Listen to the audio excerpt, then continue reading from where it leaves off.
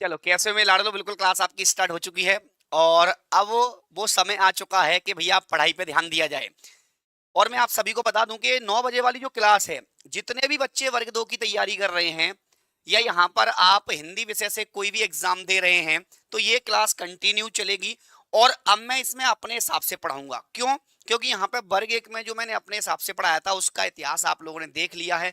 बच्चे जो सिलेक्ट हुए हैं बहुत सारे, ये मान लेना कि बेटा यहाँ पे सबसे ज्यादा जो सिलेक्शन है वो तांडव परिवार से है। और बच्चों की जो मेहनत थी वो रंग लाई। हमने जो मेहनत की, हमारी भी मेहनत रंग लाई। अब बारी वर्ग 2 की है, तो वर्ग 2 वाले बेटा बिल्कुल तैयार हो जाइएगा। क्योंकि याद रखना, अब लगातार आपका अगस्त तक ये सेशन चलने वाला है। अगर आप इस क्लास को मिस करते हो तो बाद में मत बोलना कि सर प्रैक्टिस कराई थी। और मैं आपको बता दूं, एप्लीकेशन पे मेरी 11:10 पे क्लास कल से स्टार्ट होने वाली है, जहां आदिकाल आपका थ्योरी से स्टार्ट होगा। आदिकाल मतलब साहित्य आपका मैं स्टार्ट करूंगा कल एप्लीकेशन पे। तो जो भी बच्चे हैं, बिल्कुल सारे कोर्सेस हमारे एप्लीकेशन पे उपलब्ध हैं वर्ग 2 वाले। चाहे आप कोई भी course, Hindi, math, social science, science, Sanskrit और इंग्लिश।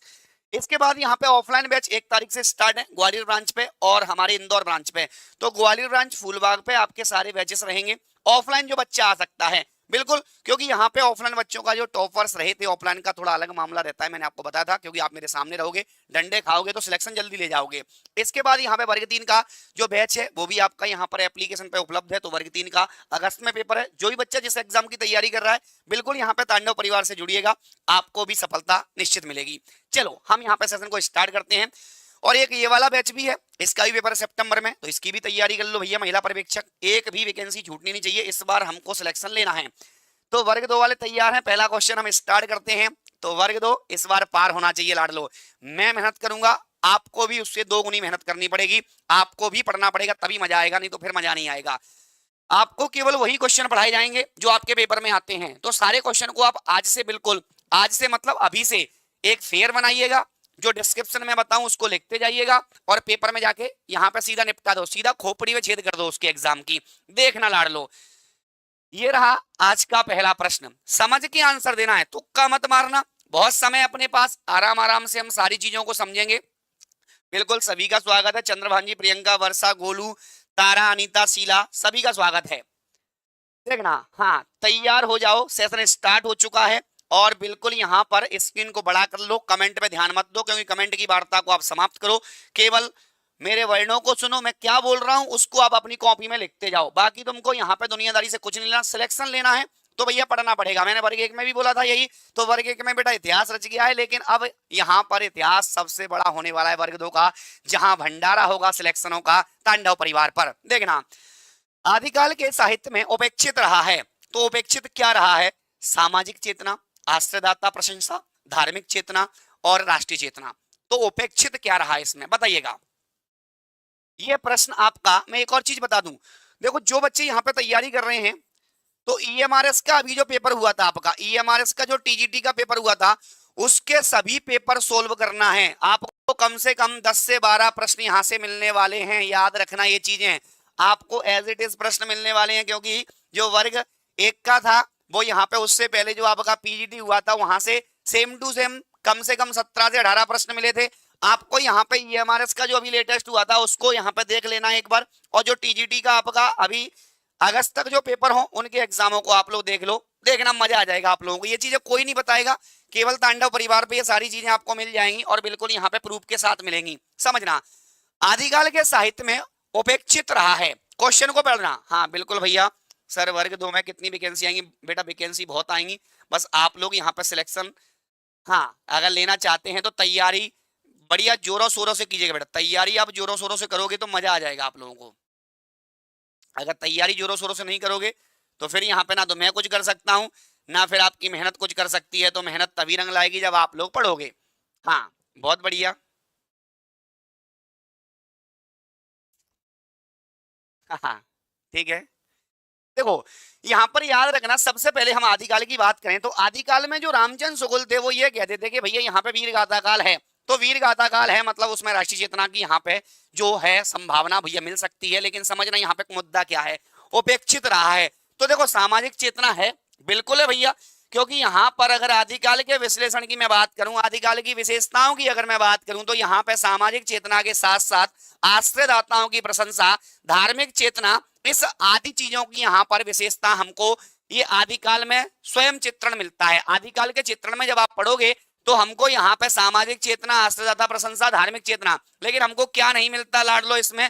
राष्ट्रीय चेतना नहीं मिलता है। क्या नहीं मिलता है इसमें? राष्ट्रीय चेतना नहीं मिलता है। तो पहले प्रश्न का जो आंसर होगा वो यहाँ पे क्या हो जाएगा आपका? डी हो जाएगा लाडलो। क्या हो जाएगा? डी फॉर, हाँ डॉग लगा दो भैया, सीधा मामला क्लियर है। अदर स्टेट से हैं सर, सर हिंदी में कितने नंबर पर होगा सिलेक्शन? बेटा यहाँ पे वर्ग 1 की बात कर रही है, 2 की, तो बेटा वर्ग 2 की वो मैं बता दूंगा, एक उसका नोटिफिकेशन वर्ग 1 का तो रिजल्ट आ चुका है, तो आपने चेक कर लिया होगा। अगला प्रश्न, आदिकाल के काव्यों की यहाँ पे प्रधान भाषा थी।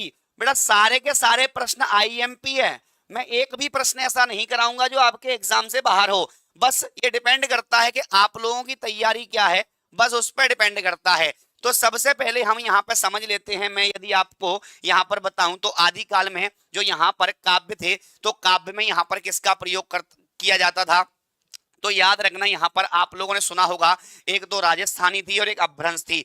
क्योंकि यहाँ पर अगर हम आदिकाल की बात करें तो आदिकाल में जो यहाँ पर काव्य की भाषा हुआ करती थी, किसकी बेटा? तो यहाँ पर याद रखना लाडलो, जो काव्य की भाषा थी, आपकी काव्य की भाषा थी, उसमें यहाँ पर एक तो देखो सबसे ज्यादा अपभ्रंश आपको मिलता है और यहाँ पर आपको राजस्थानी मिलती है। क्या मिलती है? राजस्थानी। और जब ये दोनों मिल जाती हैं, जब ये दोनों मिल जाती हैं तो इसे कहा जाता है डिंगल। क्या कहा जाता है लाडलो? डिंगल। अब आप लोग बोलोगे सर यहाँ पर एक और होता है पिंगल, क्या होता है? तो भैया पिंगल को समझ लो, इसमें यहाँ पर क्या मिलता है? ब्रज प्लस अपभ्रंश मिल जाती है। क्या मिल जाती है? ब्रज प्लस अपभ्रंश जब यहाँ पे मिलती है तो उसे क्या कहा जाता है? पिंगल। पिंगल का मतलब होता है जहां पर सुनने में मधुर लगे, हमको मजा आए। गाना सुना है जी सर, सुना है, हम लोगों ने गाने में मजा आ गया। हाँ, देर ना हो जाए, कहीं देर ना हो जाए। तो याद रखना हमने बहुत सारे गाने सुने होंगे भैया।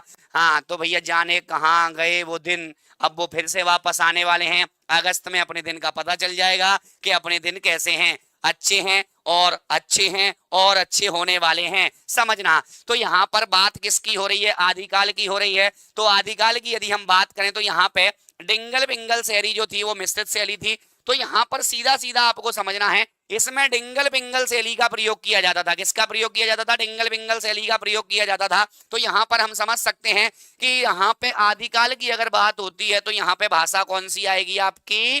डिंगल पिंगल मिश्रित आएगी। क्या आएगी आपकी? डिंगल पिंगल मिश्रित। अगला प्रश्न यहाँ पे समझना, अगला प्रश्न थोड़ा धुआंधार वाला है और ये प्रश्न ऐसा नहीं है, ये बहुत कम बच्चों ने सुना होगा, लेकिन ये प्रश्न बेटा आ चुका है। मैं क्या करूं, मुझे कराना पड़ेगा, क्योंकि मैं नहीं चाहता कि एक भी प्रश्न ऐसा छूटे जो आपके पेपर में आ जाए और प्रदीप सर ना करा पाए। हाँ सर मेरा यहाँ पे पढ़ाई में मन नहीं लग रहा है, बहुत कंफ्यूज हूँ।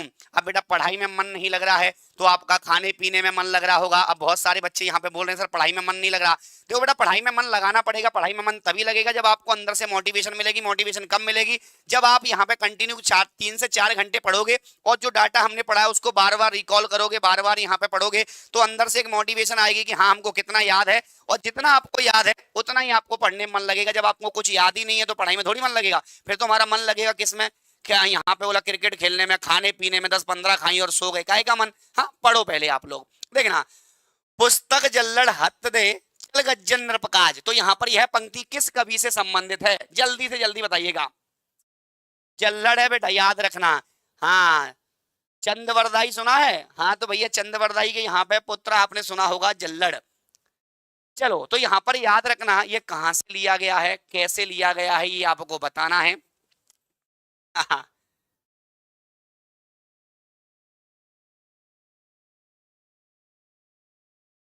चलो अब देखना यहाँ पर ये जो लिया गया है ये कहां से? तो बेटा पृथ्वीराज रासो।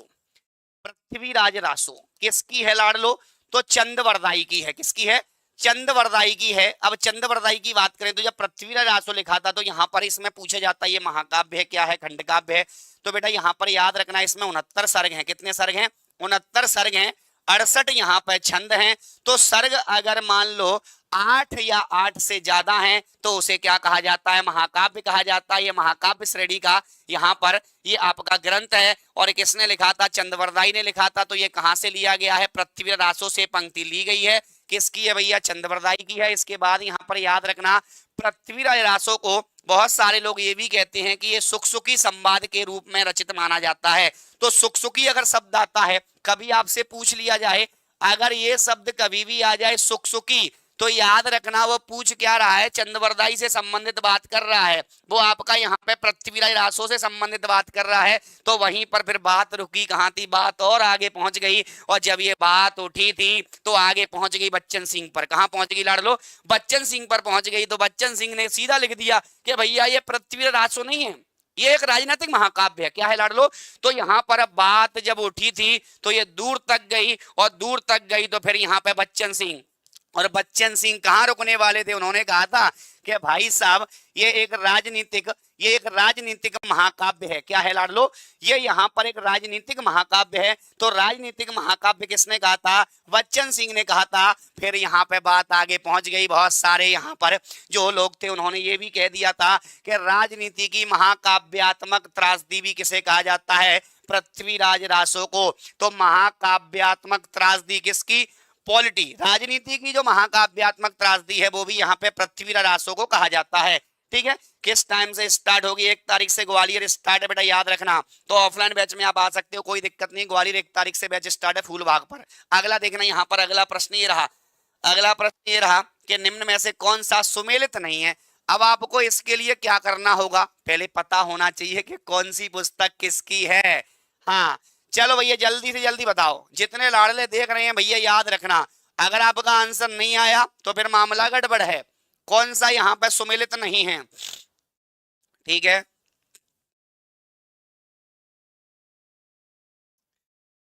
नहीं पूछा है उसमें। हाँ हाँ देखना, यहाँ पर याद रखना आपको प्रश्न दिया है, तो ये तो सबको पता है, भरतेश्वर बाहुबली राज शालीभद्र सूरी का है, ये तो बिल्कुल सही है, जो पता है उनको लगा दो पहले। और चंदनवाला रास आसगू कवि की है, ये भी सबको पता है। इसके बाद यहाँ पर रेवंत गिरिदास, ये विजय सेन की है। तो इसको याद कैसे करना है, तो भरतेश्वर बाहुबली, तो यहाँ पे देखो भा से भरत, भा से भद्र, तो यहाँ पे भद्र बाहुबली, तो याद रखना रेवंत। अब रेवंत गिरी, यहाँ पर ये बताओ, आप किसी गिरी पर्वत पहाड़ को जीतते हो तो क्या होता है, विजय हो जाती है बेटा, क्या हो जाती है, विजय हो जाती है। इसके बाद चंदन वाला रास, अब जो रास नहीं आएगा वो इसके आंसू आएंगे, क्या आएंगे, तो चंदन वाला रास, तो भैया यहाँ पे चंदन लगाओगे तो भैया रास नहीं आएगा तो आंसू आएंगे, ये भी हो गया। अब आता है स्थूल भद्र रास, तो स्थूल भद्र जो रास है ये यहाँ पे जिन धर्म सूरी का है लाडलो, किसका है, जिन दत्त का नहीं है, ये यहाँ पर आपका जिन धर्म सूरी का ग्रंथ है, किसका लाडलो, जिन धर्म सूरी का ग्रंथ माना जाता है, ये यहाँ पे जिन दत्त का नहीं है। अब आप लोग बोलोगे कि सर यहाँ पे जिन दत्त सूरी का भी तो कोई ग्रंथ होगा, बिल्कुल है भैया, उपदेश रसायन रास, कौन सा है, तो याद रखना यहाँ पे उपदेश रसायन रास जो आपका ग्रंथ है वो यहाँ पर किसका माना जाता है, तो जिन दत्त का माना जाता है। किसका माना जाता है लाडलो, मतलब यही आपका जिन दत्त नहीं होगा, यहाँ जिन धर्म हो जाएगा, तो यही गलत है, बाकी सब तो ठीक ठाक हैं। ठीक है भैया, समझ में आ गया। कबूतरों एक बार कंफर्म कर दो, जितने लाडले यहाँ पे लाइव देख रहे हैं, बेटा वीडियो को लाइक और शेयर कर दो, मजा तभी आएगा। मैं बोल रहा हूँ ये सेशन मध्य प्रदेश का जो बच्चा देख रहा है, अदर स्टेट का जो बच्चा देख रहा है, उसके एग्जाम में क्वेश्चन बाहर नहीं जाएंगे। अब आज से अगर लाइव देखते हो आप लोग, लेकिन फेयर बना लेना, आप लोग यहाँ पे एक अपना वर्क तैयार करके रखना। ये जितना मैं बोल रहा हूं ना, इसको ऐसा मत समझना कि सर जो आप बोल रहे हो वो सब रामायण है। हाँ, उद्धार हो जाएगा रिकॉर्डेड क्लास से। देखो बेटा यहाँ पे प्रैक्टिस कराता हूँ, अगर आपको डीपली पढ़ना है तो एप्लीकेशन पे आना पड़ेगा, ठीक है। चलो देखना, अगला दिया हुआ है यहाँ पे कि रणमल्ल छंद, रणमल्ल छंद का रचयिता कौन है। ये क्वेश्चन बेटा याद रखना, ये आज का टॉप क्वेश्चन है, ये आज का टॉप क्वेश्चन है, जो आपका ईएमआरएस और यहाँ पर आपका टीजीटी और पीजीटी जितने भी हुए हैं, कम से कम हर एग्जाम में 2 या 3 शिफ्टों में आ चुका है। तो इस क्वेश्चन को थोड़ा पढ़िएगा, फिर मजा आएगा आप लोगों को आंसर देने में। मैं बात करूं तो यहाँ पर ये पीजीटी में भी आ चुका है। ये यहाँ पर बहुत सारे जो आपके यहाँ पर स्कूल व्याख्याता के पेपर होते हैं, लेक्चरर के पेपर होते हैं, असिस्टेंट प्रोफेसर का जो पेपर आ रहा है उसके लिए बेस्ट क्वेश्चन है, देख लेना, कहीं ना कहीं आपको मिल जाएगा। अब सबसे पहले हम बात करते हैं तो जो रडमल्ल छंद है, कौन सा है लाडलो, रडमल्ल छंद की अगर हम बात करें तो यहाँ पर रडमल्ल जो छंद है आपका, ये यहाँ पर किसके द्वारा लिखा गया था? श्रीधर के द्वारा। किसके द्वारा? तो याद रखना यहाँ पे जब ये श्रीधर के द्वारा लिखा गया था, यह 70 छंद में से लिखित वीर गीत भी माना जाता है। क्या माना जाता है? तो इसे यहाँ पर वीर गीत भी कहा जाता है। इसके बाद यहाँ पर अगर हम बात करें तो आगे चलकर यहाँ पर एक और बात उठी कि एक व्यक्ति थे जिनका नाम था भट्ट केदार। कौन थे भैया?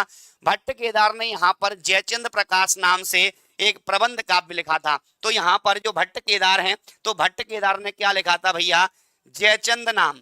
तो जयचंद जो है आपका, जयचंद प्रकाश जो यहाँ पे रचना है, तो जयचंद प्रकाश किसकी मानी जाती है? भट्ट केदार की रचना मानी जाती है। किसकी मानी जाती है? भट्ट केदार की रचना मानी जाती है। इसके बाद यहाँ पर आप लोग बोलोगे सज्जोइंदु। तो जोइंदु की बात करें तो यहाँ पे परमात्मा प्रकाश लिखी थी और योग सागर लिखी थी। तो यहाँ पर इन्होंने कौन सी लिखी थी भैया? परमात्मा प्रकाश। ये आपको मैंने पहले भी पढ़ा चुका हूं, मैंने बोला था ये मोस्ट इंपोर्टेंट है, परमात्मा प्रकाश। इसके बाद इन्होंने एक और लिखी थी योग सागर। कौन सी लिखी थी लाडलो? योग सागर। अब आते हैं मधुकर कवि, तो इनकी तो जय मयंक जस चंद्र का है। कौन सी है भैया? जय मयंक, जय मयंक जस चंद्र का, जय मयंक जस चंद्र का। ये यहाँ पर किसकी मानी जाती है? मधुकर कवि की। तो यहाँ पर ये तीनों को हटा दो, आंसर क्या हो जाएगा? रणमाल छंद का रचयिता किसे कहा जाता है? श्रीधर को कहा जाता है। किसको कहा जाता है लाडलो? श्रीधर को कहा जाता है। बात समझ में आ रही है सभी को? एक बार कंफर्म थम्स अप करके बताओ, मजा तो तभी आएगा। हाँ, अगला प्रश्न देखना। यह प्रश्न बड़ा सिंपल है लेकिन ये पूछा जा चुका है इसलिए मैंने डाल दिया है कि पृथ्वीराजों में पृथ्वीराज के पिता कौन थे? तो पृथ्वीराज के पिता कौन थे भैया? आपने यहाँ पर देखा होगा, जैसे यदि हम बात करें यहाँ पर पृथ्वीराज चौहान की, तो पृथ्वीराज चौहान की अगर हम बात करें तो यहाँ पर इनके पिता की बात करते हैं। इनके यहाँ पर पिता की बात करते हैं तो पिता इनके कौन थे भैया? सोमेश्वर सिंह चौहान। कौन थे आपके? सोमेश्वर सिंह चौहान थे। कौन थे आपके? सोमेश्वर सिंह चौहान थे। एक यहाँ पे क्वेश्चन ये भी आ सकता है कि सर इनके नाना कौन थे? तो नाना थे आपके अनंगपाल सिंह तोमर। कौन थे आपके?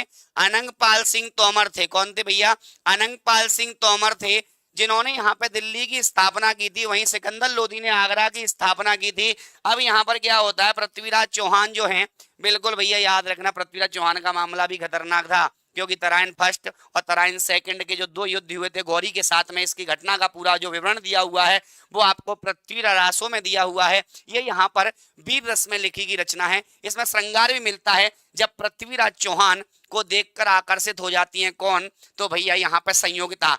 क्योंकि जब ये बताओ संयोगिता लड़की किसकी थी? जयचंद की। किसकी लड़की थी भैया? तो जयचंद की लड़की कौन थी? तो जयचंद की जो लड़की थी उनका नाम क्या था भैया? तो यहाँ पे आप लोग बता सकते हो कि जयचंद की लड़की का नाम क्या था? संयोगिता। संयोगिता। तो संयोगिता यहाँ पे जयचंद की लड़की थी। जब यहाँ पे मोहम्मद गौरी हारता है तो मोहम्मद गौरी मिल जाता है किससे? जयचंद से। जयचंद किसका दुश्मन? पृथ्वीराज चौहान का। और दुश्मन का दुश्मन क्या होता है भैया? दोस्त दोनों मिल गए। तो पूछता है भैया क्या हुआ? बोला कुछ नहीं। जयचंद बोलता है यार मेरी दोस्त से पट नहीं रही है। किससे? पृथ्वीराज चौहान से।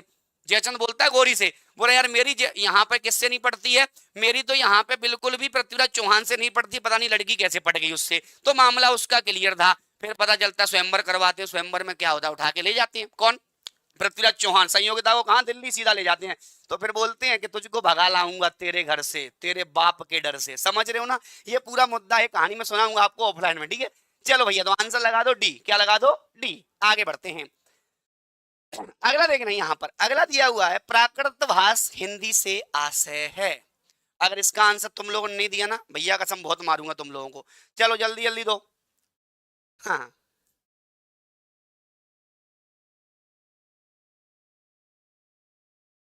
ये 7वीं सदी विक्रम जो विक्रमता भाष बोलते हैं, जो प्राकृत भाष बोलते हो, तो प्राकृत भाष जो है वो यहाँ पे विक्रम की 7वीं सदी से यहाँ पे ये प्रारंभ हो गई थी, ऐसा कहा जाता है। और विक्रम जो प्राकृत भाष यहाँ पे हिंदी का तात्पर्य है कि प्राकृत यहाँ पे रूढ़ियों में बहुत कुछ यहाँ पर जो वध हिंदी है जिसको अपभ्रंश कहा जाता है। इसका आशय क्या है? अपभ्रंश से है। किससे लाड़ लो? अपभ्रंश से है। तो यहाँ पे तो सीधा सीधा प्रश्न था, तो आंसर आपका ए हो जाएगा। कुछ लोग डी लगा रहे होंगे कबूतरों, तुम लोग डी मत लगाओ नहीं तो बहुत मारूंगा। याद रखना सारे क्वेश्चन को लिखते जाना जो ना बने। पहले वीडियो को लाइक कर दो तभी मैं आगे बढ़ूंगा। बेटा आप लोगों को सपोर्ट करना पड़ेगा। याद रखना हर बच्चे तक ये लिंक शेयर करनी पड़ेगी। डेली मैं क्लास लूंगा। अगर आप चाहते हो डेली क्लास हो तो आपको यहाँ पे हर बच्चे को जोड़ना पड़ेगा, ताकि कंपटीशन यहीं से क्लियर होगा कि कितने बच्चों के आंसर सही निकल रहे हैं। और मुकाबला तभी होता है कि जब यहाँ पर कतार लगी हो और कतार में से एक यहाँ पे हीरा निकल के आता है, तो भाई साहब उनमें से हीरा बनना है तो पहले यहाँ पे कतार लगाओ। अकेले दौड़ने में मजा नहीं आता, लोगों की भीड़ में मजा आता है, समझ रहे हो, भीड़ में से निकल के बाहर आओ ना, वो मजा अलग है। चलो आगे बढ़ते हैं। गोरा बादल की कथा किसके द्वारा रचित है? दलपति विजय, नरपति नाल, जटमल, जल्लड़। अब ये क्वेश्चन बेटा आप लोग नहीं बना पाओ तो फिर तो मामला ही क्लियर है। गोरा बादल की जो कथा है वो यहाँ पर किसके द्वारा रचित है? देखो दलपति विजय की हो नहीं सकती क्योंकि इन्होंने लिखा था खुमान रासो, ये तो मैंने ऑप्शन हटा दिया, इसको हटा दो। मैंने ऐसे याद भी कराया, खुद के नाम से याद कराया था, खुद खुमान रासो दासे दलपति विजय, तो इसको तो आप लोग निपटा ही दो, मामला ही खत्म कर दो। हाँ कब लिखी गई थी ये कुछ का प्रश्न है भैया, डेट पूछनी है, ठीक है बता देता हूं, अगर आप पूछ रहे हो तो 9वीं सदी है।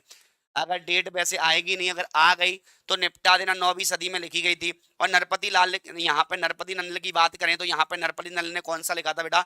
वीसल देव रासो, वीसल देव रासो। यहाँ से क्वेश्चन 100% आएगा, वीसल देव रासो। यहाँ पे 13वीं सदी की रचना है, 13वीं सदी, इसको आप लोग छाप लो 100% बेटा। जिसपे मैं 100% लिख दूं उसको तो कहीं चिपका देना सीधा। हाँ इसके बाद यहाँ पे जल्लड़ जो चंद्रवरदाई के पुत्र थे, उन्होंने यहाँ पे पृथ्वीरासो नामक यहाँ पे रचना को पूर्ण किया था, ऐसा कहा जाता है, पूर्ण थी, उसको पूरा उनके पुत्र जल्लड़ ने किया था। और गोरा बादल की जो कथा है वो यहाँ पे जटमल ने, किसके द्वारा बेटा? तो यहाँ पे जटमल के द्वारा रचित रचना मानी जाती है। आंसर सी होगा, क्या होगा लाडलो? सी होगा। वीडियो को लाइक और शेयर करते जाओ आप लोग। सुपरवाइजर की फीस बेटा 799 25 तारीख तक, और सभी बैचों पे यहाँ पे अभी 50% ऑफ चल रहा है, बाकी यहाँ पे प्राइस आपकी 25 तारीख के बाद डबल हो जाएगी। अगला देखना, अगला दिया नाथों की संख्या कितनी मानी जाती है? तो नाथों की संख्या आपको बताना है। कुछ प्रश्न कठिन भी होंगे, कुछ सरल भी होंगे, मजा तो तभी आएगा जब प्रश्न यहाँ पर कठिन हो, समझना। अगर हम बात करें तो यहाँ पे नाथ, नाथ मतलब ना से नाथ, ना से नौ, नाथ और नौ ऐसे याद कर लो, ना से नाथ, ना से नौ। आपने बोला सिद्ध, और यहाँ पे सिद्ध कितने हैं? 84 हैं। कितने हैं लाड लो? 84, मतलब यहाँ पे सिद्ध आपके 84 हैं। अगर 9 मान लो नाम पूछ ले तो क्या करोगे? बोला कुछ नहीं सर, सर पे हाथ रखेंगे और सो जाएंगे। नहीं सोना, कबूतर प्रदीप सर के हो भैया, सोना नहीं है, सब डिटेल में ले लो आज ही। अगर कोई पूछ ले कि भैया ये बताओ यहाँ पर जो आपके 9 हैं वो 9 कौन है? तो गोरखनाथ जो सिद्धांत संग्रह है उसमें 9 प्रवर्तकों के निम्नलिखित नाम भी गिनाए गए हैं। जैसे यहाँ पे जो गोरखनाथ संग्रह आपका माना जाता है, गोरखनाथ जो सिद्धांत संग्रह माना जाता है, उसमें 9 लोगों को यहाँ पर दर्शाया गया है। नागार्जुन हो गया आपका, जन भरत हो गया, हरिश्चंद्र हो गया, सत्यनाथ हो गया, भीमनाथ हो गया, गोरक्षनाथ हो गए, चरपट हो गए, जलंधर हो गए, और यहाँ पे मल्ल्यार्जुन हो गए। कौन हो गए? मल्ल्यार्जुन, जलंधर, चरपट, गोरक्षनाथ, भीमनाथ, सत्यनाथ, हरिश्चंद्र, जड़ भरत और नागार्जुन। कितने हो गए भैया? 9 हो गए। आगे बढ़ूं? ठीक है, मतलब मामला क्लियर है, यस या नो? आंसर ए लगाओ, आगे बढ़ो, कोई दिक्कत नहीं है। यहाँ देखो खुमान रासो का रचयिता कौन है? तो भैया खुमान रासो का रचयिता कौन है पहले यहाँ पे देख तो लो। तो खुमान रासो मतलब यहाँ पे खुद, खुद, खू, खू मतलब खुमान, दा, तो दा देखो कहाँ आ रहा है पहले? दा दा दा, ये रहा दा, दा मतलब दलपति विजय। क्या हो जाएगा भैया? दलपति विजय। सीधा सूंघ के लगाओ आंसर, इसमें तनाव लेने की आपको आवश्यकता ही नहीं है। यहाँ पे सीधा आंसर लगा दो भैया, खुमान रासो दलपति विजय की है। आगे बढ़े, अगला प्रश्न, सिद्धों में सबसे पुराने कौन थे? अब देखो भैया सिद्धों में सबसे पुराने कौन थे, ये भी मुद्दा तगड़ा है भैया। अगर कोई पूछ ले कि सर सिद्धों में सबसे पुराने कौन थे, तो सिद्धों में सबसे पुराने जब पूछे जाते हैं तो फिर प्रश्न अच्छा बन जाता है। बताइएगा सबसे पुराने कौन थे? देखना यहाँ पे सिद्धों में सबसे पुराने अगर पूछे जाएं, बिल्कुल भैया बहुत बढ़िया। ठीक है, देखो यहाँ पे सबसे पुराने सबसे पहले कौन थे? तो सिद्ध अपने नाम के पीछे क्या लगाते थे? हाँ तो सिद्ध क्या लगाते थे भैया? पा। तो आपने सुना होगा सरहपा, कुइपा, लुईपा, ये नाम सुने आप लोगों ने? बिल्कुल भैया सुने होंगे।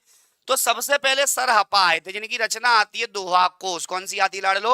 दोहा कोश आती है। तो यहाँ पर सिद्धों में सबसे पुराने सरहपा को माना जाता है। इन्हें और भी नाम से जाना जाता है, इन्हें राहुल भद्र भी कहा जाता है। क्या कहा जाता है लाड़ लो? तो इन्हें राहुल भद्र भी कहा जाता है, इनको सरोज वज्र भी कहा जाता है। इनका नाम क्या है? एक तो यहाँ पे राहुल भद्र के नाम से भी जाना जाता है, इनको यहाँ पे सरोज वज्र भी कहा जाता है। क्या कहा जाता है? सरोज वज्र। ये यहाँ पर इनके ही अन्य नाम हैं, ये यहाँ पर इनके ही अन्य नाम है, क्योंकि ये क्वेश्चन आपका घुमा के पूछ लिया गया था केवीएस में।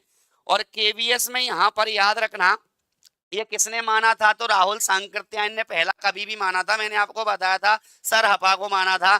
तो याद रखना सरहपा ये पहले हैं, यहाँ पर सिद्ध हैं। कौन है भैया, तो पहले सिद्ध हैं, लेकिन इसका नाम कभी भी इनका नाम सरहपा नहीं देता, वो आपको नाम देगा सरोज वज्र या फिर नाम देगा राहुल भद्र।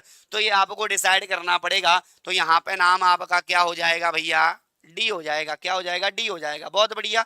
हाँ, वीडियो को लाइक और शेयर कर दो लाड़ लो। अगला देखना, अगला दिया, निम्न में से कौन सी रचना विद्यापति की नहीं है। अब लो भैया, पहले तो विद्यापति के बारे में जान लो। हाँ, मैथिल कोकिल, बात तो सुनी है सर हमने, लेकिन अब थोड़ा आगे भी बढ़ जाते हैं। तो भैया यहाँ पे आपको बताना पड़ेगा। चलो जल्दी से जल्दी बताइएगा, विद्यापति की कौन सी नहीं है। देखो मैं आपको बता देता हूँ, विद्यापति की यहाँ पे अगर हम रचना की बात करें तो कौन सी नहीं है, ठीक है। देखना, आपको यहाँ पर मैं बता दूं तो विद्यापति ने सबसे पहले यहाँ पर रचना लिखी थी कीर्ति लता, शायद आपको याद होगा, ज्ञात होगा। एक यहाँ पे लिखी थी इन्होंने कीर्ति पताका लिखी थी। कौन सी लिखी थी, कीर्ति पताका।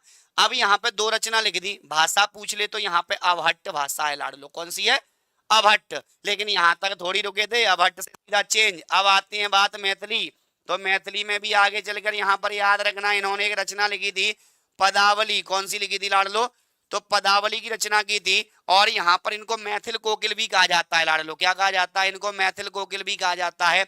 और मैथिल कोकिल कहा जाता है। सबसे ज्यादा उपाधियां इन्हीं के पास हैं, विद्यापति के पास हैं, अगर कोई आपसे पूछ ले तो, ठीक है। पदावली यहाँ पर कहा जाता है कि आदिकालीन कवि जो विद्यापति के प्रसिद्ध जो ग्रंथ माना जाता है, तो वो यहाँ पर आपका पदावली माना जाता है। और यहाँ पर जो दिया हुआ है जय मयंक जस चंद्र का, इनकी नहीं है, क्योंकि ये मधुकर जी की है। किसकी है, ये यहाँ पर मधुकर कवि की रचना मानी जाती है। किसकी मानी जाती है लाडलो, कवि कौन थे आपके, मधुकर भट्ट कहा जाता है उनको। क्या कहा जाता है, मधुकर भट्ट कहा जाता है। बिल्कुल, मैथिल कोकिल विद्यापति को कहा जाता है। अगला प्रश्न देखना, अगला दिया हुआ है कि चंद्रधर शर्मा गुलेरी, हाँ सर नाम याद आ गया, फौजी फौजन। बिल्कुल, उसने कहा था प्यार में धोखा खाया था, ठीक है भैया। तो यहाँ पर किसको पुरानी हिंदी का प्रथम कवि स्वीकार किया था। इस क्वेश्चन को छाप लो पहले आप लोग। जाति कवि, अभिनव कवि, जयदेव कवि, ये सब यहाँ पे आपके विद्यापति के नाम है, तो वहां पे आपको तनाव लेने की आवश्यकता नहीं है। अब यहाँ पे बात आती है कि जो आपके पंडित चंद्र शर्मा गुलेरी जी हैं, इन्होंने यहाँ पर किसको पुरानी हिंदी का प्रथम कवि स्वीकार किया था। तो पुरानी हिंदी का प्रथम कवि किसे कहा जाता है, सरहपा, सरहपा, स्वयंभू, राजा मुंज और यहाँ पे पुष्पदंत। अच्छा प्रश्न है लाडलो, मजा आ जाएगा। मुकाबला टक्कर का हो गया कि नहीं हो गया, बिल्कुल हो गया। लाइक और शेयर कर दो, फिर देखना मुकाबला और टक्कर का होगा। आंसर सबका आना चाहिए, हर बच्चे। देखो गलत आए सही आए, आपको पता है कि हाँ मेरा आंसर गलत है, लगना चाहिए यहाँ पे गलत है। आप लोग अब बेटा डेली प्रैक्टिस सेट स्टार्ट कर दो। डेली आप लोग, आप बहुत जल्दी मैं आपको यहाँ पर ऑब्जेक्टिव बुक भी दे दूंगा, और आप लोगों को यहाँ पे टेस्ट भी एप्लीकेशन पे डालूंगा बेटा। तो आप टेस्ट डेली लगाएं। अगर आपके नंबर कम आ रहे हैं उनको इंक्रीज करें, डेली 2 नंबर बढ़ाओगे ना। जैसे मान लो मैंने 100 नंबर के क्वेश्चन दिए, आज आपके अगर 30 आ रहे हैं, कल 32 करने की कोशिश करना, क्योंकि ये डेली 1-2 नंबर इंक्रीज होना चाहिए। जिस दिन हम पहुंच जाए 80-82 पे, उस दिन रुक जाना, उसके बाद फिर यहाँ पे रिवीजन करते रहना। चलो, तो यहाँ पर एक आपने कवि का नाम सुना होगा, राजा मुंज। तो राजा मुंज जो थे, उनको यहाँ पर चंद्र शर्मा गुलेरी ने क्या कहा था कि यहाँ पर पुरानी हिंदी का प्रथम कवि माना था। बिल्कुल भैया, आप लोग यहाँ पे याद रख सकते हो। चलो, हाँ, चंद्र शर्मा गुलेरी एक कहानीकार थे बेटा, और एक कहानीकार थे, इन्होंने एक कहानी भी लिखी थी जो सर्वश्रेष्ठ कहानी मानी जाती है। हाँ, मुंज कवि गुलेरी के द्वारा प्रथम कवि माना गया था, ठीक है भैया, बिल्कुल सही है आप लोगों का। हाँ, उसने कहा था, बहुत मोस्ट इंपोर्टेंट है इनकी रचना। तो यहाँ पे आप लोग आंसर क्या लगाओगे, सी लगाओगे बेटा। क्या लगाओगे, सी। आगे बढ़ते हैं। एप्लीकेशन में बेटा कल क्लास होगी 11:15 पे, तो उस क्लास को मिस मत करना। आदिकाल स्टार्ट होगा थ्योरी में आपका। हालाते कन्हैया, हालाते कन्हैया किसकी रचना है। हाँ, अब तो मजा आ गया। ये क्वेश्चन तो सर हम सूंघ के आंसर देंगे। अरे भैया सूंघ के आंसर मत देना रे कबूतरों। हालाते कन्हैया पूछा है, मजाक थोड़ी चल रहा है। चलो, हालात ये कन्हैया यहाँ पे मैंने बोला था ए जब भी आए ना, ए अमीर खुसरो, ए रुक जा भैया, अमीर खुसरो है। कौन है, अमीर खुसरो है। तो याद रखना यहाँ पर एक व्यक्ति थे अमीर खुसरो पटियाला, 1255 ईस्वी में जन्म इनका माना जाता है। अमीर खुसरो, जो यहाँ पर आप लोगों ने सुना होगा, खड़ी बोली हिंदी के पहले कवि भी माने जाते हैं। क्या माने जाते हैं? तो खड़ी बोली हिंदी के पहले कवि किसे कहा जाता है? तो वो यहाँ पे अमीर खुसरो को कहा जाता है। किसको कहा जाता है? तोता हिंद किसको कहा जाता है? अमीर खुसरो को। गुरु का नाम पूछ लिया जाए तो आपको पता है, निजामुद्दीन औलिया था। यहाँ पे मुकरियां और पहेलियों के लिए भी जाना जाता है इनको। किसके लिए जाना जाता है? पहेलियां और मुकरियों के लिए भी इनको जाना जाता है। तो आंसर आपका क्या हो जाएगा? सी हो जाएगा। अगला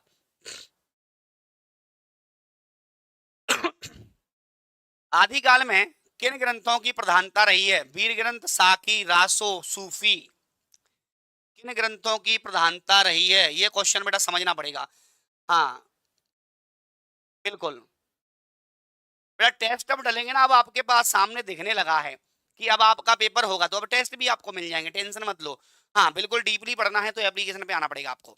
देखना, तो यहाँ पर जो आदिकाल की बात करते हैं तो आदिकाल में बेटा सबसे ज्यादा यहाँ पे जो प्रधानता थी वो रासो को थी। शुक्ल ने भी माना था भैया कि यहाँ पे रासो साहित्य जो था, इसको यहाँ पर वीर गाथा काल भी उन्होंने कहा था। तो रासो ग्रंथ के आधार पर रामचंद्र शुक्ल ने यहाँ पर कहा था कि जो आपका आदिकाल है उसे वीर गाथा काल भी कहा था। तो यहाँ पर सीधा सीधा याद रखना, जितने भी रासो लिखे गए हैं वो वीर रस में लिखे गए हैं। तो यहाँ पर आपका सीधा सीधा आंसर क्या हो जाएगा? सी हो जाएगा। सूफी तो हो ही नहीं सकता क्योंकि आगे जाएगा ये सूफी आपका, तो आपका भक्ति काल में जाएगा। आचार्य हजारी प्रसाद द्विवेदी के अनुसार यहाँ पर 14वीं 15वीं शताब्दी के हिंदुओं, मुसलमानों, सामंतों, शहरों, सेना के सिपाहियों और लड़ाइयों का जीवंत और यथार्थ वर्णन किस कृति में हुआ है?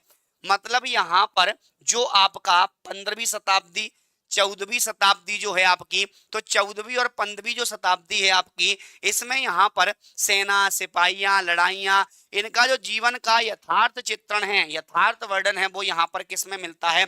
तो आचार्य हजारी प्रसाद द्विवेदी के अनुसार अगर हम बात करें तो इसका जो वर्णन आपको मिलता है विद्यापति द्वारा कृत एक रचना मानी जाती है जिसका नाम है कीर्तिलता। क्या मानी जाती है? तो कीर्तिलता को यहाँ पर कहा जाता है कि हजारी प्रसाद द्विवेदी के अनुसार कीर्तिलता में यहाँ पर यह उल्लेख मिलता है कि जो यहाँ पर 14वीं 15वीं शताब्दी में जो यहाँ पर यथार्थ जीवन चित्रण है वो आपको कहाँ पर मिलता है? तो आपका कीर्तिलता में मिलता है। किसमें मिलता है लाडलो? तो आपको कीर्तिलता में मिलता है। क्लियर है बात यहाँ पर? हाँ, कीर्तिलता में अभट्ट भाषा की रचना है ये। हाँ बहुत बढ़िया, आगे बढ़ते हैं अगले प्रश्न की तरफ। अगला देखना कबूतरों, यहाँ पर बीसल देव रासों में किस शैली का प्रयोग किया गया है? ये क्वेश्चन तो छांट लो, छाप लो, लिख लो, चिपका लो, दिमाग में माथे पे चिपका लो भैया, जहां बैठते हैं वहां चिपका लो। बीसल देव रासों से क्वेश्चन आएगा, फेवरेट है। गौतम सर की क्लास बेटा कल परसों से स्टार्ट हो जाएगी, परसों से ये मान लेना आप लोग, क्योंकि गौतम सर की क्लास भी आ रही है।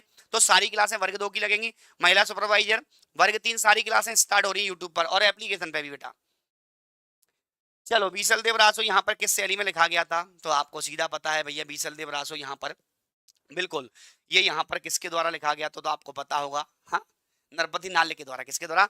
नरपति नाल्य के द्वारा लिखा गया था। इसे यहाँ पर गे काव्य भी कहा जाता है या गे शैली में लिखा गया था। किसमें? हाँ, गीति शैली में लिखा गया था। अगला देखना, जय मयंक जस चंद्र का यहाँ पर किसकी रचना है? तो जय मयंक जस चंद्र का अभी बताई थी बेटा। सभी बच्चे जल्दी से जल्दी कमेंट करके बताएं कि यहाँ पर जय मयंक जस चंद्र का यहाँ पर किसकी रचना मानी जाती है? तो जय मयंक जस मतलब मधुकर कवि की है। अगर हम नाल्य की बात करें तो यहाँ पे जो नाल्य सिंह है, और जो नाल्य सिंह है उनके द्वारा कौन सी लिखी गई थी? बीसल देव रासो, सॉरी विजयपाल रासो। किसकी? तो यहाँ पे आप लोग लिख सकते हो विजयपाल रासो। विजयपाल रासो यहाँ पर किसके द्वारा? नाल सिंह नरपति नाल, आपको यहाँ पर पहले से ही पता है ये बीसल देव रासो है भैया। बीसल देव रासो किसने लिखी थी? तो भैया यहाँ पे याद रखना नरपति नाल ने लिखी थी। इसके बाद क्वेश्चन आता है कि जस जो जयचंद प्रकाश है, प्रकाश किसने किया था? केदार ने किया था। कहाँ किया था? तो याद रखना जो यहाँ पर जयचंद प्रकाश कौन सा बेटा? तो याद रख लो यहाँ पर जयचंद प्रकाश। जयचंद प्रकाश की बात करें तो ये भट्ट केदार के द्वारा लिखा गया था। तो आपको सारे क्वेश्चन क्लियर हो गए होंगे, आंसर लगा दो डी। अगला, आदिकाल को अन्य किस नाम से जाना जाता है? तो आदिकाल को अन्य किस नाम से जाना जाता है? पहले तो वीडियो को लाइक और शेयर कर दो लाडलो। पहले तो यहाँ पर वीडियो को आप लोग लाइक और शेयर कर दो, सभी बच्चे जल्दी से जल्दी लाइक शेयर कर दो। हाँ ठीक है। आदिकाल को अन्य किस नाम से जाना जाता है? तो मैं तो आपको बता देता हूँ, बहुत सारे नाम हैं। अगर हम आदिकाल की बात करें तो आदिकाल को यहाँ पर आदिकाल भी कहा जाता है, चारण काल कहा जाता है, वीरगाथा काल कहा जाता है, आरंभिक काल, प्रारंभिक काल, सिद्ध सामंत काल, बीज वपन काल, संधि काल, कला काल, चारण काल, ये सब यहाँ पर किसके नाम है बेटा? आदिकाल के हैं। तो आदिकाल को आधुनिक काल नहीं कहते, छायावाद काल नहीं कहते, प्रगतिवाद नहीं कहते, क्या कहते हैं भैया? वीरगाथा काल। कहने वाले कौन थे? बिल्कुल हिंदी साहित्य का इतिहास लिखने वाले बिल्कुल भैया रामचंद्र शुक्ल थे लाडलो। कौन थे आपके? तो रामचंद्र शुक्ल ने यहाँ पर क्या किया, इस ग्रंथ को यहाँ पे लिखा, और जैसे इस ग्रंथ को लिखा तो यहाँ पे एक व्यक्ति आ गए, जॉर्ज ग्रियर्सन। जॉर्ज ग्रियर्सन बोलते हैं नहीं भैया आदिकाल नहीं है, चारण काल है। ये कौन सा है? चारण काल। तो चारण काल किसने कहा भैया? ग्रियर्सन ने। तो द्विवेदी जी आ गए, उन्होंने बोला नहीं भैया, हजारी प्रसाद द्विवेदी हजारों में एक है, हम आदिकाल कहेंगे। क्या कहेंगे? तो आदिकाल कहा था रामचंद्र शुक्ल, आते नहीं भैया हमारा वीर गाथा काल है। तो वीर गाथा काल किसने कहा था? रामचंद्र शुक्ल ने कहा था। फिर यहाँ पे आते हैं आपके मिश्र बंधु आते हैं, वो कहते हैं नहीं भैया आरंभिक काल है। राहुल सांकृतन आते हैं, सिद्ध सामंत काल कहते हैं। महावीर प्रसाद द्विवेदी आते हैं, वो बीज बपन काल। हजारी प्रसाद जी ने क्या कहा था? आदिकाल। महावीर प्रसाद द्विवेदी ने यहाँ पर क्या कहा था भैया? बीज बपन काल। और राम कुमार वर्मा आते हैं तो ये कह देते हैं संधि काल और चारण काल का उदाहरण दे देते हैं। तो यहाँ पे आंसर आपका ए हो जाएगा। क्या हो जाएगा लाडलो? ए हो जाएगा। हिंदी के लिए कोई बुक नहीं लेना है बेटा, बस बात मान लो, अच्छा रहेगा। मैंने वर्ग 1 में भी सबको अपने नोट्स दिए थे, और जहां तक मुझे पता है कि 99% बच्चों ने मध्य प्रदेश के वो अपने ही नोट्स पढ़े थे और उनका उद्धार हो गया था। नोट्स मैं आपको दे दूंगा, अभी पहले प्रैक्टिस कर लो। आपको ऑब्जेक्टिव बुक भी मिल जाएगी बहुत जल्द, और आपको थ्योरी भी मिल जाएगी, ठीक है? दोनों बंच आपको एक साथ मिल जाएंगे। हाँ, अगला, निम्नलिखित में से कवियों का सही कालक्रम बताओ। अब इसके लिए थोड़ा दिमाग लगाना पड़ेगा लाडो। हाँ सर, गुड इवनिंग। मेरा एक क्वेश्चन है कि कोर्स जो हमने लिया है उसकी वैलिडिटी, ठीक है बेटा हो जाएगा। और बताओ, तुम लोग एक तो तनाव ले लेते हो सर, क्या होगा? अरे भैया वही होगा जो मंजूर खुदा होगा, बात खत्म। हाँ हाँ, कुछ लोग तो बड़े तनाव में हैं। हाँ वैसे ही बैठे हुए सर, क्या करें, जीवन ऐसा चल रहा है, गुजर रहा है जैसे पैदाइश जो हौसलों में हरारत ना कर सके, जुल्म के खिलाफ हम बगावत ना कर सके, घर की जरूरतों ने मुसाफिर बना दिया, बच्चों से एक लम्हा मोहब्बत ना कर सके। वही हाल चल रहे हैं कि सर यहाँ पे बच्चों को खिलाएं कि हम पढ़ें, क्या करें, खाना बनाएं। तो ये सारे के सारे मामले आपके चल रहे हैं। चलो भैया, अब यहाँ पे आपको ये बिंदु दिया हुआ है तो जल्दी से समझ लीजिएगा, ठीक है?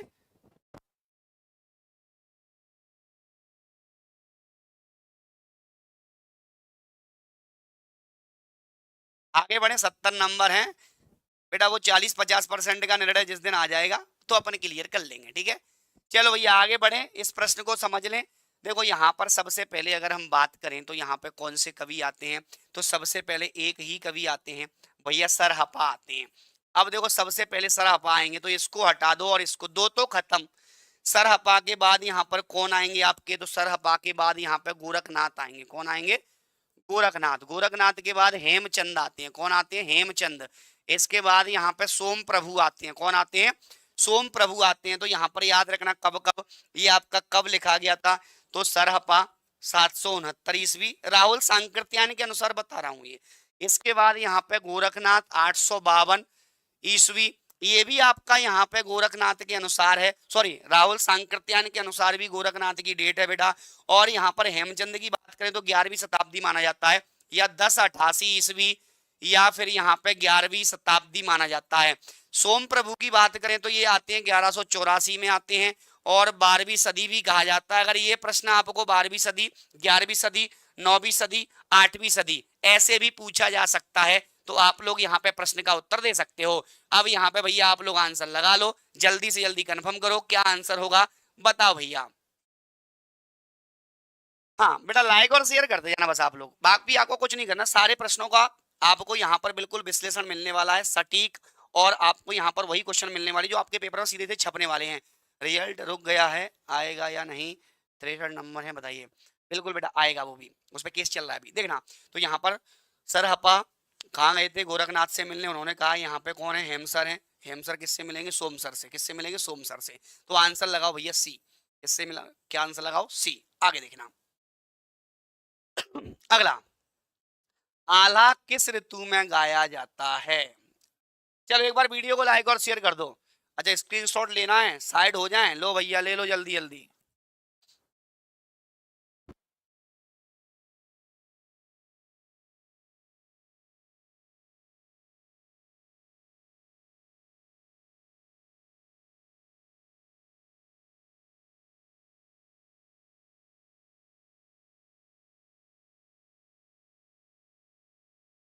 चलो हो गया भैया, देख लो इधर आप लाड़ लो, इस क्वेश्चन को पहले छाप लो। स्क्रीनशॉट ले लो पहले इसका, फिर मैं इसकी डिटेल बताता हूँ। आला तो आपने सुनी होगी, हाँ, इसमें बहुत सारे कबूतर होंगे, भिंड मुरैना ग्वालियर छतरपुर वाले। देखा होगा ट्रैक्टर में बड़े बड़े डेग लगाते हैं, आगे इधर एक इधर लगेगा, और उसमें चल रहा होगा या तो रामधन चल रहे होंगे या फिर आला चल रही होगी। तो भैया यहाँ पे जितने भी कबूतर हैं, तो भैया आप लोगों ने आला सुनी होगी। आला में मजा पता कब आता है? वर्षा ऋतु में जब आप सुनते हो। तो आला खंड जो आपका है, जिसको यहाँ पे परमाल रासो कहा जाता है, जगनिक द्वारा यहाँ पे लिखित ग्रंथ माना जाता है। तो याद रखना यहाँ पर ये कब गाया जाता है, कब अच्छा लगता है? तो वर्षा ऋतु में। आप लोग तो सीधा बोलो, ऐसे याद कर लो, आला रे आला वर्षा हो रही है। कैसे याद करना है? आला रे आला वर्षा हो रही है, आला रे आला वर्षा हो रही है। तो आला और उदल की यहाँ पर वीरता का जो बखान है, क्योंकि उन्होंने 52 लड़ाइयां लड़ी थी बेटा, 1 हारे थे 51 जीते थे, ये होती है वीरता। ठीक है, चलो दमों से है, कोई दिक्कत नहीं, इनको तो पता ही होगा। सर प्रश्न आया था ये वर्ग 2 में बेटा। ये मैं क्या बोल रहा हूं, आप लोगों को जो यहाँ पे कितनी भी पुस्तकें पढ़ लो, लेकिन आप लोगों को जो क्वेश्चन चाहिए जो पेपर में फंसने हैं, वो बेटा 9 बजे वाली क्लास आपको ज्वाइन करनी पड़ेगी। वो 9 बजे वाली क्लास आपको ज्वाइन करनी पड़ेगी। ये चीजें आप लोग याद रखना, ठीक है। हाँ, चलो बहुत बढ़िया, देखना। हाँ, एक बार वीडियो को लाइक और शेयर कर दो। तो ये तो क्वेश्चन सिंपल था। आप लोग कितनी भी पुस्तकें पढ़ लो, लेकिन जो सबका सार मिलेगा वो आपको तांडव क्लासेस पे रात 9 बजे मिलेगा। कितने बजे बेटा? 9 बजे मिलेगा। पेड कोर्स की फीस क्या है बेटा? 1249 रुपए चल रही है। 25 तारीख के बाद ये सीधी 2500 होने वाली है, क्योंकि हम बिल्कुल भी फीस कम नहीं करते, क्योंकि कंटेंट बिल्कुल आपको यहाँ पे नोट्स टेस्ट सीरीज उसमें सब दिया जाता है। ऑफलाइन में ये फायदा है ऑफलाइन वाले बच्चों को, क्योंकि मैं खुद रहूंगा ऑफलाइन में ग्वालियर वाली ब्रांच में। बिल्कुल आप अपना रजिस्ट्रेशन करा सकते हो। 1 तारीख से बैच है, उसमें कंप्यूटर लैब आपको मिलेगी, वहां पे टेस्ट दिया जाएगा। जिनके कम नंबर आएंगे तो मेरे हाथ में डंडा भी रहता है, बहुत मारूंगा, याद रखना। हाँ, लेकिन सिलेक्शन हो जाएगा, ये गारंटी है। देखना, किन रचनाकारों की भाषा को संधा भाषा कहा जाता है? हाँ, 52 युद्ध किससे हारे थे सर? एक पृथ्वीराज से। हाँ, पृथ्वीराज से। चलो, संधा भाषा तो बेटा ये क्वेश्चन मैंने आपको बता दिया है पहले भी। संधा भाषा यहाँ पर किसकी भाषा है? तो आप लोग यहाँ पे इसमें तनाव ना लें, क्योंकि संधा भाषा यहाँ पे जो सिद्ध हैं, तो बौद्ध जो सिद्ध हैं, क्योंकि यहाँ पर आपने देखा होगा इसको संधा भाषा भी कहा जाता है। इसके बाद यहाँ पर आपने देखा होगा, तो यहाँ पर जो सिद्धों की भाषा थी, साते सिद्ध साते संधा, तो यहाँ पे बौद्ध हो जाएगा। क्या हो जाएगा? बौद्ध सिद्ध हो जाएगा। लगा लो भैया आंसर। अगला देखना, वीडियो को लाइक और शेयर कर दो। इस क्वेश्चन को थोड़ा समझ लेना, इस क्वेश्चन को आप लोग थोड़ा समझ लेना बेटा। ये क्वेश्चन थोड़ा दमदार है, खतरनाक है, बेहतरीन है। इसमें थोड़ी डिटेल कराऊंगा। वो क्यों? क्योंकि इसकी डिटेल में से 2 क्वेश्चन आपके ईएमआरएस में आ चुके हैं। इसकी डिटेल में क्या भाषा पूछ ली गई थी, जो कि आपको नहीं पता है। मैं आपको इसकी भाषा बताऊंगा कि भाषा यहाँ पर क्या है, और उसको आप लोग एक बार स्क्रीनशॉट ले लेना, आपके सारे के सारे मामले क्लियर हो जाएंगे। ठीक है, देखना। जैसे यहाँ पर आपको पता है कि भैया यहाँ पर विजयपाल रासो, तो विजयपाल रासो यहाँ पे किस भाषा में? तो भैया किस भाषा में, किसकी रचना है, पहले तो ये पता होना चाहिए। तो यहाँ पे नल्ल सिंह की रचना है। किसकी बेटा? ये यहाँ पर नल्ल सिंह की रचना है। और जो नए बच्चे चैनल को सब्सक्राइब कर लेना, ताकि आपके पास डेली नोटिफिकेशन आ जाए कि 9 बजे क्लास है प्रदीप सर की, इसको लेना है। अभी सब्सक्राइब कर लो सभी बच्चे, जितने भी नए बच्चे हैं। ठीक है, इसके बाद यहाँ पे आपको दिया चर्या गीत दिया हुआ है। क्या दिया हुआ? चर्या गीत। तो चर्या गीत यहाँ पे किसके द्वारा? सर हपा के द्वारा लिखा गया था बेटा। किसके द्वारा? सर हपा के द्वारा लिखा गया था। इसके बाद यहाँ पे कीर्तिलता किसके द्वारा बेटा? विद्यापति के द्वारा लिखा गया था। विद्यापति के द्वारा लिखा गया था। खुसरो की पहेलियां यहाँ पर किसके द्वारा लिखी गई थी भैया? अमीर खुसरो के द्वारा। किसके द्वारा? तो अमीर खुसरो के द्वारा। अब यहाँ पे समझना किस किस भाषा में है। विजयपाल रासो की अगर हम बात करें, तो यहाँ पर विजयपाल रासो जो है वो आपका अपभ्रंश भाषा में है। तो पहले का दूसरा, पहले का कौन सा हो गया? अपभ्रंश। चर्या गीत की अगर हम बात करें, तो यहाँ पर चर्या गीत मतलब सिद्ध, सिद्ध मतलब यहाँ पे संध्या भाषा। तो यहाँ पे दूसरे का क्या हो जाएगा? तीसरा। कीर्तिलता आपको पता है बेटा, जो कीर्तिलता कीर्ति पताका जो आपकी है, तो कीर्तिलता की अगर हम बात करें, तो आप लोगों ने देखा होगा कीर्तिलता जो आपकी है वो यहाँ पर बिल्कुल किस भाषा में लिखी गई थी? अवहट्ट में। किस में लिखी गई थी बेटा? तो याद रखना, यहाँ पर जो कीर्तिलता है वो आपकी किस भाषा में लिखी गई थी। इसमें क्वेश्चन आपका गलत हो सकता है, इसमें दिया ही नहीं है। मतलब मैं यहाँ पर अपभ्रंश की जगह मैं यहाँ पे अवहट्ट लिख देता हूँ। क्या लिख देता हूँ? अवहट्ट। सॉरी, इसको छोड़ दो। यहाँ पर आप लोग हिंदवी ब्रज भाषा की जगह अवहट्ट लिख लो। क्या लिख लो? अवहट्ट। तो यहाँ पर ये किसका हो जाएगा? अवहट्ट आपका कीर्तिलता हो गई। खुसरो की पहेलियां, तो खुसरो की पहेलियां भैया सबको पता है हिंदवी में। किस में लिखी गई थी? हिंदवी में। मैं यहाँ पे लिख देता हूँ, फिर से इसको हटा देता हूँ पूरा, पहले आप लोग नोट डाउन कर लेना। मैं सीधा सीधा लिख देता हूँ, जैसे यहाँ पर आपकी विजयपाल रासो है, तो विजयपाल रासो जो है यहाँ पर ये किसकी रचना है? राजा नल की रचना है। किसमें? तो अपभ्रंश। किसमें लिखी गई थी बेटा? अपभ्रंश में लिखी गई थी। चर्या गीत की बात करें तो ये बेटा संध्या भाषा है। कौन सी है भैया? संध्या भाषा है। संध्या भाषा या संध्या भाषा भी आता है। कीर्ति लता यहाँ पर किसमें लिखी गई थी? तो अभट्ट में। किसमें लिखी गई थी लाडलो? ये अभट्ट में लिखी गई थी। किसमें लिखी गई थी? अभट्ट में। खुसरो की पहेलियां हिंदवी, खुसरो की पहेलियां हिंदवी में लिखी गई थी। क्लियर है बात? यहाँ पर एक बार वीडियो को लाइक और शेयर करना है। हाँ, ऑनलाइन पढ़ना है तो बेटा देखो, बच्चों की प्रॉब्लम है, बहुत सारे बच्चे यहाँ पे दूर रह रहे हैं, वो ग्वालियर नहीं आ सकते, इंदौर नहीं आ सकते, तो ऑनलाइन क्लास लो, उसमें भी मजा आ जाएगा। जैसे मैं यहाँ पढ़ा रहा हूँ बेटा, उस पर डीपली आपको पढ़ना है, थ्योरी पढ़ना है, तो वो आप ऑनलाइन क्लास में पढ़ सकते हो तांडव क्लासेस के एप्लीकेशन पे। ठीक है, चलो इसमें आंसर मैच नहीं होगा क्योंकि इसमें अभट्ट दिया नहीं है, तो आप लोग लिख लेना, इसको हटा देना आप लोग। ठीक है, चलो अगला देखना। ये लो, इसको छाप लो रे कबूतरों, जितने भी कबूतर देख रहे हैं, लाडले देख रहे हैं, छाप लो रे इसको, क्योंकि आएगा।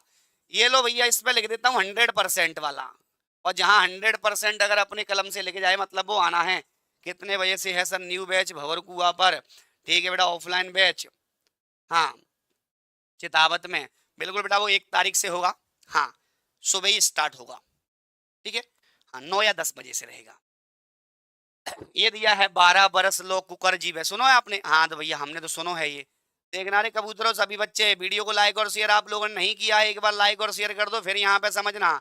ये जो आपको बिंदु दिया हुआ है कि 12 बरस लो कुकुर जी है, अरु 13 लो GSCR, बरस 18 छत्री जी है, छत्री 18 वर्ष। इसके बाद आगे जीवन का धिक्कार, आगे जीवन का धिक्कार है। तो यहाँ पर सीधा सीधा याद रखना, ये कहाँ से लिया गया है? आला और उदल ने कहा था। तो आला और उदल के वचनों को यहाँ पे परमाल रासों में संग्रहित कर दिया है। परमाल रासो जगनिक की रचना है। तो ये पंक्ति कहाँ से ली गई है? ये जगनिक की परमाल रासों से, जगनिक की परमाल रासों से ली गई है। चलो भैया लगाओ आंसर सभी लोग। हाँ, वीडियो को बिल्कुल लाइक शेयर करते जाओ हर बच्चे तक आप लोग। और सभी बच्चे कल से बेटा इस लिंक को आप अपने स्टेटस पे भी लगा सकते हो। 9 बजे क्लास है, हर बच्चे को आप लोग बताओगे ताकि हर बच्चा यहाँ पे जुड़ेगा, उसको प्रैक्टिस मिलेगी, बेहतरीन कंटेंट आपको मिलने वाला है। हाँ, हमने सर ये पंक्ति पहली बार सुनी है, मतलब तुम लोगों ने प्री नहीं दिया फिर। आपकी कोचिंग कहाँ पर है बेटा? यहाँ पे आप कहाँ से हो? अगर यहाँ पे आप शिवपुरी, गुना, डबरा, दतिया, भिंड, मुरैना से हो तो ग्वालियर फूलबाग पे आ सकते हो 1 तारीख से। और अगर आप यहाँ पर इंदौर के आसपास से हो तो इंदौर आ सकते हो आप लोग चितावत पे। बेटा अभी ये क्वेश्चन का पूरा संग्रह चलेगा, क्वेश्चन का पूरा संग्रह चलेगा, उसके बाद में फिर टॉपिक उठाऊंगा। पहले क्वेश्चन में देख लेता हूँ आपकी, एक बार रिवाइज हो जाए, उसके बाद फिर टॉपिक उठाएंगे। जैसे अलंकार हो गया, आपका छंद हो गया, रस हो गया, काव्य शास्त्र हो गया, इसके बाद यहाँ पर आपकी रचना पंक्ति हो गई, उसको हम एक एक करके उठाएंगे। मतलब आपको यहाँ पे पूरी प्रैक्टिस करा दूंगा, टेंशन मत लो। रचना काल की दृष्टि से निम्नलिखित में कृतियों का सही अनुक्रम बताओ भैया, बताओ भैया जल्दी जल्दी। आज से स्टार्ट हो चुका है वर्ग 2 का यहाँ पे पूरा भौकाल। तो भैया स्टार्ट हो चुका है, तो क्यों चूकना? इस क्लास को अगर आप चूकते हो तो बाद में मैं कुछ भी नहीं सुनूंगा आप लोगों की। चलो देख लें। देखो, सबसे पहले यहाँ पे समझ लेते हैं। जैसे आपको यहाँ पर दिया हुआ है वर्ण रत्नाकर दी हुई है, तो वर्ण रत्नाकर यहाँ पे 14वीं सदी में लिखी गई थी। कौन सी सदी में बेटा? 14वीं सदी में। अब लोग बोलोगे आप लोग किसके द्वारा? तो ज्योतिश्वर ठाकुर। किसके द्वारा बेटा? ज्योतिश्वर ठाकुर, ज्योतिश्वर ठाकुर। इसके बाद आप लोग बोलोगे सर उक्ति व्यक्ति प्रकरण लिख लो भैया, ये छपने ही वाली है। ये 12वीं सदी में लिखी गई थी दामोदर शर्मा के द्वारा। किसके द्वारा? तो याद रखना, ये यहाँ पे 12वीं सदी में लिखी गई थी। किसके द्वारा? दामोदर शर्मा के द्वारा। किसके द्वारा भैया? तो दामोदर शर्मा के द्वारा लिखी गई थी। तो आप लोगों को यहाँ पर याद करना है, ठीक है? हाँ जी, चल हो गया। ग्वालियर में ऑफलाइन है बेटा। हाँ,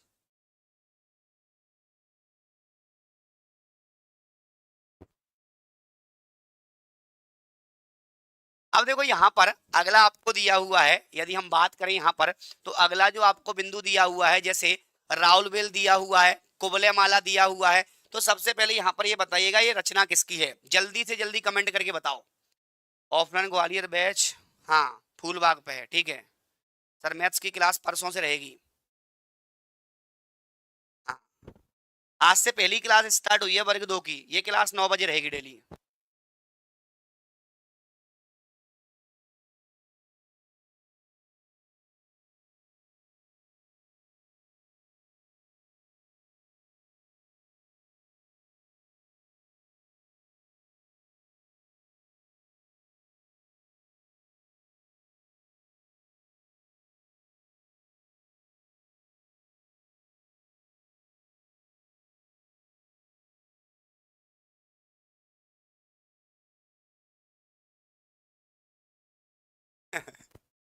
चलो हो गया।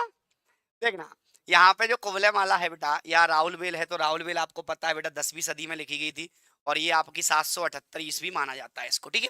चलो अब बताओ, हाँ किस किस की रचना है, तो वर्ण रत्नाकर यहाँ पे ज्योतिष ठाकुर, उक्ति व्यक्ति प्रकरण ये दामोदर जी की है, किसकी बेटा, तो ये दामोदर जी की है। राउल वेल यहाँ पे रोड़ा कवि की है, और उद्योतन जो आपके उद्योतन सूरी हैं कौन है भैया, तो राउल वेल आपकी किसकी है, तो ये आपको पता होना चाहिए, रोड़ा कवि है। कौन है भैया, रोड़ा कवि हैं। और कुवलय माला जो यहाँ पर मानी जाती है वो किसकी, उद्योतन सूरी की मानी जाती है, किसकी मानी जाती है, हाँ तो उद्योतन सूरी हैं आपके, कौन है भैया, उद्योतन सूरी। समझ लो रे कबूतरों यहाँ पर पहले। अब पहले यहाँ पर कौन सी आएगी, हाँ दोस्त आ गए थे इसलिए यहाँ पर, हाँ आप लोग बोलो सर क्यों हंस रहे हैं, ये बैठे हुए हैं अपने सर, हम पूछ रहे हो कौन से सर हैं, ये हैं एक सर, हाँ विजयपाल रासो, लवकुश नगर वाले सर हैं अपने।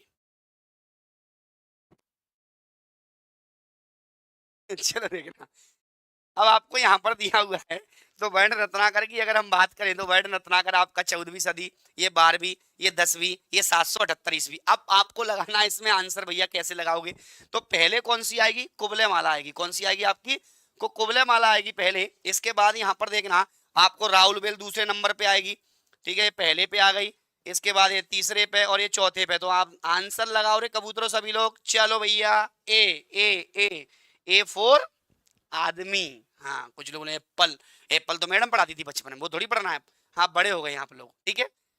पीडीएफ डाले, नहीं पीडीएफ नहीं दूंगा, याद रखना मैं कभी पीडीएफ नहीं देता। पेड बैच में भी सभी बच्चों से बोलता हूँ नोट्स बनाओ, क्योंकि जो मैं बता रहा हूँ ना वो लिख लो, आपको किताब पढ़ने की आवश्यकता नहीं पड़ेगी, ये पहले ही बता चुका हूँ। अगर आपको पीडीएफ देखना है तो किताबें पढ़ लो ना, क्यों टाइम वेस्ट कर रहे हैं अपन। अगर आप लोग खुद नहीं लिख सकते, खुद नहीं पढ़ सकते, तो पढ़ाई बंद कर दो, सिलेक्शन की आशा छोड़ दो। आप लोग अगर सोचते हो कि नहीं सर सफलता का शॉर्टकट है, कोई शॉर्टकट नहीं है, ऑफलाइन का रजिस्ट्रेशन करवाना है, कैसे करें बेटा, रजिस्ट्रेशन आपको करवाना है तो आपको नंबर दिया होगा, हाँ नंबर लिखा है आपका स्क्रीन पे 9589812077 पर आप कॉल करके अपना नाम दर्ज करा सकते हैं। चलो ये लो बेटा, आज के जो क्वेश्चन है वो यहाँ पे समाप्ति हो गए। हाँ पहले मैं समझा देता हूँ, सुनना बेटा, कल से क्लास का शेड्यूल क्या रहेगा, ये हमारा एप्लीकेशन है बेटा, इस पे सारे कोर्सेस आपको मिल जाएंगे, ये हमारा एप्लीकेशन है, इस पे सारे कोर्सेस आपको मिल जाएंगे। अब मैं आपको बता दूं, ये कोर्सेज की जो फीस है, ये जो कोर्सेज की आपकी फीस है बेटा, मैं यहाँ पर अगर बात करूँ कोर्सेज की, तो ये कोर्सेज की जो फीस आपको दिख रही होगी, हाँ ये कोर्सेज की जो आपको फीस दिख रही होगी, बिल्कुल ये वर्ग 2 के वो कोर्सेज हैं जो आपको यहाँ पर एप्लीकेशन पे मिलने वाले हैं। वीडियो को बेटा लाइक और शेयर हर बच्चे को करना। ये वर्ग 2 हिंदी, ये केवल और केवल 25 तारीख तक है बेटा, ये केवल और केवल 25 तारीख तक। ग्वालियर ब्रांच की बेटा मैं बता रहा हूँ क्या रहेगा, तो ये केवल 25 तारीख तक है बेटा। ये कब तक है आपके, तो ये आपके 25 तारीख तक है, 25 आपकी फरवरी तक है ये आपके, ठीक है। 25 फरवरी के बाद इसकी रेट बेटा डबल हो जाएगी, मैंने आपको बताया था 2500 का ही आपको कोर्स मिलेगा, उसके बाद फिर ऑफर नहीं आएगा, याद रखना, पेपर है फिर उसके बाद में सीधा। इसके बाद यहाँ पर मैं बताऊं वर्ग 3 का जो बैच है वो भी आपका, महिला सुपरवाइजर का भी बता देता हूँ, जो भी बच्चे बिल्कुल, क्योंकि टॉपर बनना है तो तांडव के साथ जुड़िएगा आप लोग, ठीक है। और मैं आपको बता दूं ग्वालियर ब्रांच में जो ऑफलाइन बच्चे आएंगे, अगर हमारे पुराने स्टूडेंट हैं तो उनके लिए बिल्कुल बेटा ऑफ रहेंगी, बहुत सारी चीजें उनके लिए फ्री भी रहेंगी। जो न्यू स्टूडेंट हैं उनके लिए यहाँ पर कुछ टेस्ट सीरीज वगैरह और जो भी रहेगा, मेरा पहला बैच जो आने वाला है 1 तारीख से, रजिस्ट्रेशन आप लोग करा दीजिए, क्योंकि पहला बैच लगभग मुझे लगता है कि फुल हो चुका है ऑफलाइन का। तो अगर पहला बैच फुल हो गया उसके बाद फिर 15 से 20 दिन हो सकता है, 25 दिन भी आपको वेट करना पड़े, क्योंकि आपको पता है अगर पहला बैच वहां पर फुल होता है तो फिर उसमें ही बेटा मन लगाएंगे, क्योंकि पहला बैच मतलब वो आपका टॉपर्स वाला बैच रहता है हमारा, ठीक है। सर चयन परीक्षा में पेडागोजी भी आएगी, आएगी तो क्या है, प्रदीप सर बैठे तो पेडागोजी किसी भी सब्जेक्ट की आ जाए, कोई दिक्कत नहीं लेना आपको, मैं सीधा पढ़ा दूंगा, टेंशन नहीं लेना आप लोगों को। पेड कोर्स में हिंदी की पेडागोजी पहले डाल दी मैंने, आएंगी या नहीं आएंगी तो भी पढ़ लेना, वो पहले मैंने क्यों डाल दी, क्योंकि मेरी भविष्यवाणी है, हो सकता है आ जाए, कोई नहीं पढ़ाएगा बेटा, मैंने पहले ही डाल दी है। क्यों डाल दी है, ताकि आप लोग यहाँ पे विचलित ना हो, मुझे कमेंट ना करेंगे सर पेडागोजी पढ़ाओ, मैंने पहले ही हिंदी की पेडागोजी आपको पढ़ा दी है, बाल विकास कंप्लीट है बेटा आप लोगों का, लेकिन मैं उसको डाल दूंगा, हाँ। और जो वर्ग 3 वाले बच्चे हैं उनकी पेडागोजी स्टार्ट होने वाली है 1 तारीख से, हर सब्जेक्ट की, जिसमें आपका ईवीएस की पेडागोजी होगी, संस्कृत की, इंग्लिश की पेडागोजी होगी आपकी, बाल विकास की पेडागोजी और हिंदी की पेडागोजी और मैथ्स की, ठीक है। हाँ आज से सारे बच्चे क्लास के नोट्स बनाओ, और बेटा ग्वालियर ब्रांच का याद रखना, जो बच्चे यहाँ पर ग्वालियर के आसपास से ऑफलाइन बैच में आप लोग आइएगा, स्वागत है सभी का, लेकिन हाँ मेहनत करनी पड़ेगी बेटा, याद रखना ऑफलाइन मतलब सीधा टारगेट में हो आप मेरे में, कहीं से भी खड़ा करके पूछ सकता हूँ, आंसर दो, मजा आएगा। लेकिन हाँ ऑफलाइन में, हाँ कॉमेडी में तो आप लोग बोर ही नहीं होगे, 3 घंटे क्लास लूँ या 4 घंटे। कल कौन सा टॉपिक पढ़ाएंगे? बेटा देखना, कल से, कल की बात करें तो यहाँ पर हमारा अभी ये जो प्रैक्टिस चल रही है साहित्य की, यहाँ पे साहित्य की जो प्रैक्टिस चल रही है, मैं साहित्य के साथ व्याकरण भी लाऊंगा बेटा। मतलब यहाँ पर आपका 3 दिन साहित्य और 3 दिन आपका व्याकरण की क्लास रहेगी, क्योंकि आपको पता है 50 से 60 नंबर का आपका व्याकरण आना है, 40 से 50 नंबर में साहित्य रचना वगैरह पुरस्कार वगैरह ये सब आने हैं। ठीक है। हाँ, ग्वालियर में ऑफलाइन की फीस क्या है बेटा, वो वहीं पे बताई जाएगी। आप लोग फूलबाग पे बिल्कुल चौराहे पर ही अपनी कोचिंग है, तो फूलबाग पे आप जा सकते हो इंक्वायरी लेने के लिए। 27 तारीख के, 26 या 27 के बाद जा सकते हो। 26 तारीख को पहुंच जाओगे, आपको ऑफिस में कोई ना कोई मिल जाएगा। चलो बेटा, आशा करता हूँ कि चीजें समझ में आ गई होंगी। आज का सेशन आपको कैसा लगा मुझे कमेंट करके बेटा अभी मत बताना, जैसे वीडियो खत्म हो उसके बाद मुझे कमेंट सभी बच्चे लिखेंगे भैया कि कमेंट में आपकी क्या क्या यहाँ पे समस्याएं हैं, कौन सा टॉपिक आपका वीक है। अभी नहीं लिखेगा कोई भी, क्लास खत्म होने के बाद लिखना, ताकि वो कमेंट में बाद में दिखेगा। अभी तो लाइव में खत्म हो जाएगा ये। तो आप लोगों की जो जो समस्या है आप लोग लिखिएगा, कमेंट में लिखिएगा। और याद रखना, जो टॉपिक आपको पढ़ना है, जो समझ में नहीं आता उसको भी आप लोग लिखिएगा। ठीक है। तो चलो मिलते हैं कल रात 9। क्या आप तैयार हो कल रात 9 बजे के लिए प्रैक्टिस के लिए? आज से आरंभ हो चुका है, भौकाल हो चुका है किसका, वर्ग 2 का। कल से और तगड़ा, मैं कल से क्वेश्चन की संख्या बढ़ाऊंगा, थोड़ी क्लास लेट लूंगा, मतलब यहाँ पे 1.5 घंटे तक लूंगा। और तो आप लोग कंफर्टेबल हो ना भैया? हाँ हाँ बिल्कुल बेटा, वहीं पर मान लो, पागल बॉय। ठीक है, टेस्ट सीरीज। ठीक है, चलो तो आज के लिए इतना ही। मिलते हैं कल रात 9 बजे। कल थोड़ी क्लास लंबी रहेगी, उसमें क्वेश्चन की संख्या ज्यादा और डीपली जो करा रहे हैं अभी, फिर उसके बाद टिक करवाएंगे। जैसे आप लोग यहाँ पे थोड़े परफेक्ट हो जाओगे ना, उसके बाद फिर टिक कराएंगे। हाँ ठीक है, कोई दिक्कत नहीं है। मिलते हैं बेटा कल रात 9 बजे। तो एप्लीकेशन को डाउनलोड कर लीजिएगा, तांडव क्लासेस का। जो भी आपको कोर्स परचेस ऑनलाइन पढ़ना है, टेस्ट लेना है, वो सब आपको एप्लीकेशन में मिल जाएंगी। तो आज के लिए इतना ही। बोलिए भारत माता की जय। और याद रखना एक और चीज बेटा, कि जो नए बच्चे चैनल को सब्सक्राइब जरूर कर लेना, ताकि आपके पास नोटिफिकेशन आता रहे। ठीक है, धन्यवाद।